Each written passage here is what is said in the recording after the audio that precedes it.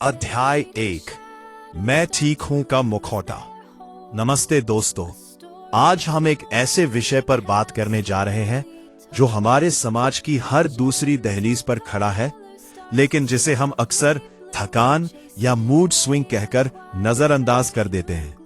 हम बात कर रहे हैं महिलाओं में अवसाद यानी डिप्रेशन की।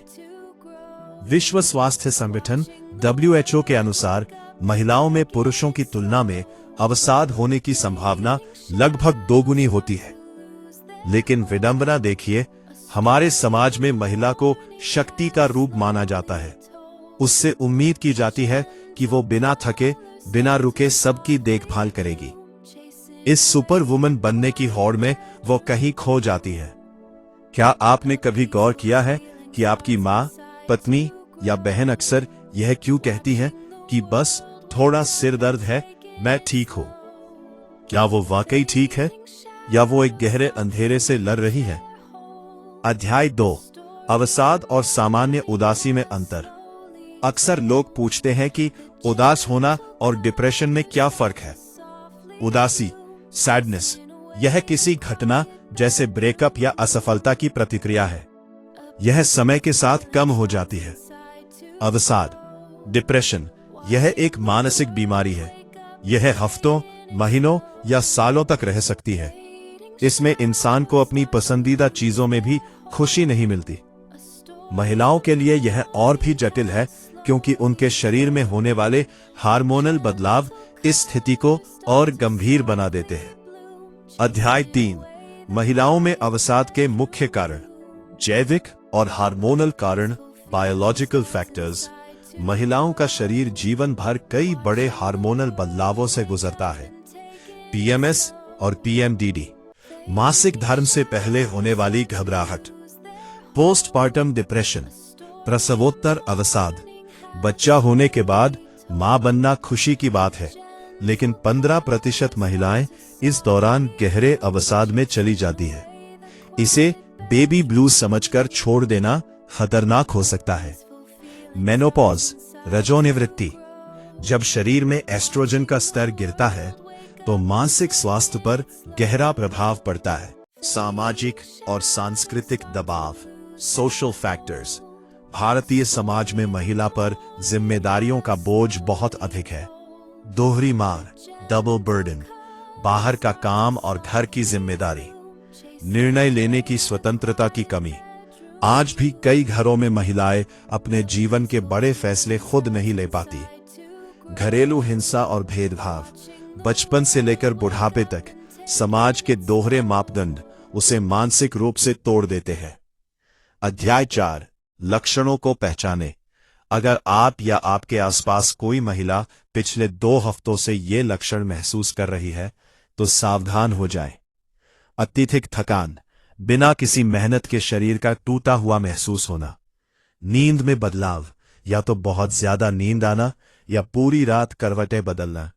खाने की आदतें, भूख का एकदम मर जाना या तनाव में बहुत ज्यादा इमोशनल ईटिंग खाना। अपराध बोध, गिल्ट, ये महसूस करना कि मैं एक अच्छी मां या पत्नी नहीं हूं। शारीरिक दर्द, बिना किसी बीमारी के पीठ दर्द, सिर दर्द या पेट में मरोड़ उठना। आत्मघाती विचार, जीवन को समाप्त करने का ख्याल आना। अध्याय 5 चुप्पी की संस्कृति और सामाजिक कलंक, स्टिग्मा। हम मानसिक स्वास्थ्य पर बात क्यों नहीं करते? क्योंकि हमें डर लगता है कि लोग हमें पागल कहेंगे। एक महिला के लिए यह और भी मुश्किल है। अगर वो कहे कि वो उदास है तो उसे ताना मिलता है, तुम्हारे पास सब तो है, अच्छा घर है, बच्चे हैं, फिर क्यों रो रही हो? ये समझना जरूरी है कि डिप्रेशन सुख सुविधाओं से नहीं, बल्कि मस्तिष्क के न्यूरोट्रांसमीटर जैसे सेरोटोनिन के असंतुलन से होता है। ये नखरा नहीं, एक मेडिकल कंडीशन है। अध्याय 6 इलाज के रास्ते, the path to recovery. Depression कोई कैद नहीं है जिससे निकला ना जा सके। थेरेपी, काउंसलिंग या CBT, कॉग्निटिव बिहेवियरल थेरेपी, बहुत कारगर है। अपनी बात किसी प्रोफेशनल को बताना आपके मन का बोझ हल्का करता है। दवाएं, मेडिकेशन, यदि अवसाद गंभीर है तो डॉक्टर एंटी डिप्रेसेंट की सलाह देते हैं। ये शर्म की बात नहीं है। जैसे शुगर के लिए इंसुलिन लेना सामान्य है, वैसे ही ये भी है। जीवन शैली में बदलाव, धूप, विटामिन डी, सुबह की 15 मिनट की धूप मूड सुधारती है। व्यायाम, एक्सरसाइज से एंडोर्फिन्स निकलते हैं जो खुशी का एहसास कराते हैं। योग और ध्यान, मेडिटेशन, मन को शांत करने के लिए। अध्याय 7, परिवार और दोस्तों की भूमिका, हाउ टू हेल्प। अगर आपके घर में कोई महिला इस दौर से गुजर रही है तो आप क्या कर सकते हैं? सुने, जज ना करें। उन्हें ये ना कहे कि खुश रहा करो, बस उनसे कहे मैं तुम्हारे साथ हूं। काम में हाथ बटाए, उनकी घरेलू जिम्मेदारियों को कम करें ताकि उन्हें आराम मिले। इलाज के लिए प्रोत्साहित करें, उन्हें डॉक्टर से मिलने के लिए तैयार करें। आहत करें, उन्हें डॉक्टर के पास ले जाने में मदद करें।